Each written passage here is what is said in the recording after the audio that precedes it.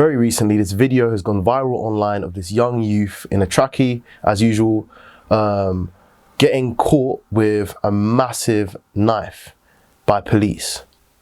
We're lucky that the police actually found this weapon by stopping him and searching him, which could potentially save another young person's life.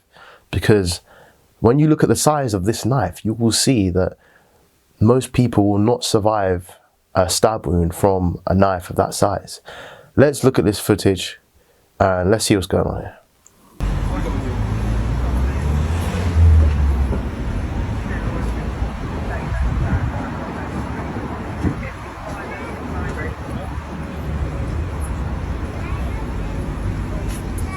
Harry? Oh, fucking hell. At the moment, you're under arrest, alright? Possession of an offensive weapon.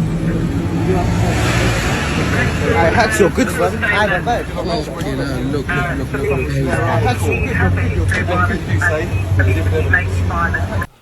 So in 2005, Scotland was declared one of the most dangerous countries in the developed world. And especially Glasgow was infamous for knife crime offences. But the Violence Reduction Unit was set up to actually tackle knife crime, people with addictions, vulnerable people, and treat knife crime like a public health issue, like a disease. This approach was founded by Andrew Slutkin, who studied diseases in America and how they spread. And he also found out that crime spread similar to a disease.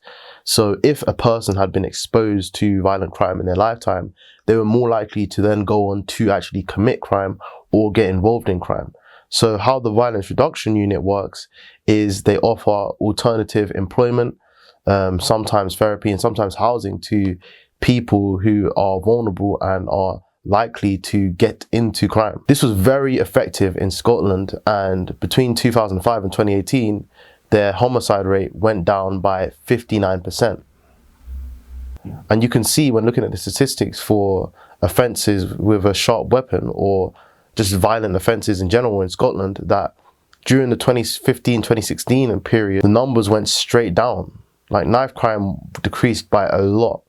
And obviously now it's risen back up a bit, and that might maybe due to the pandemic, the cost of living crisis, but we can see that it was very effective in Scotland. And I know that sounds a bit like a lefty approach, but what Scotland also did is they trebled their sentencing for those who carry knives. So if you got caught carrying a knife, they increased their sentencing from about 4 months to 13 months. So yeah, you're right. You have to be empathetic and go and help people who are vulnerable, but at the same time you have to be tough on those who are actually caught doing the crime, because people can't get away with it. Someone who by their own free will chooses to go and carry a weapon of that size deserves to face a very, very tough sentence and be locked away for a decent amount of time.